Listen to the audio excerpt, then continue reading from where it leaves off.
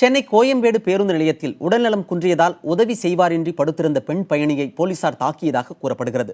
பொங்கல் சிறப்பு பேருந்துகளுக்கான சிறப்பு கவுண்டர்கள் திறப்பு விழாவிற்கு வந்திருந்த அமைச்சர் விஜயபாஸ்கரிடம் இது தொடர்பாக பாதிக்கப்பட்ட அன்னபூரணி என்ற அந்த பெண் புகார் தெரிவித்தார்.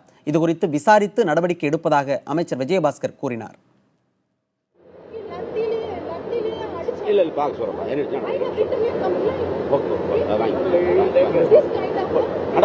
நடவடிக்கை எடுக்கிறார்.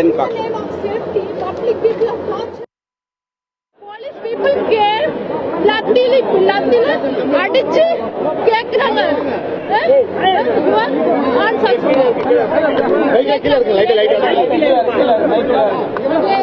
எதுக்கு நீங்க படுத்துருக்கேன்னு கேக்குறாங்க. நான் சொன்னேன், ஒரு சார் இந்த மாதிரி எனக்கு உடம்பு பிரச்சனை, ஒரு 10 நிமிஷம் ரெஸ்ட் எடுத்தா சரியாயிடும்.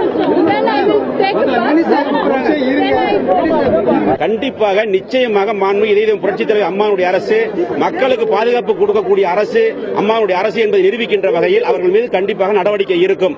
இது இங்க நின்று சத்தம் போடுறது பிரயோஜனம் இல்ல. போலீஸ் ஆபீசர் இருக்காங்க, பெட்டிஷன் கொடுத்திருக்காங்க. கண்டிப்பா விசாரிச்சு நடவடிக்கை எடுப்பதற்கு கண்டிப்பா உத்தரவிடுவாங்க.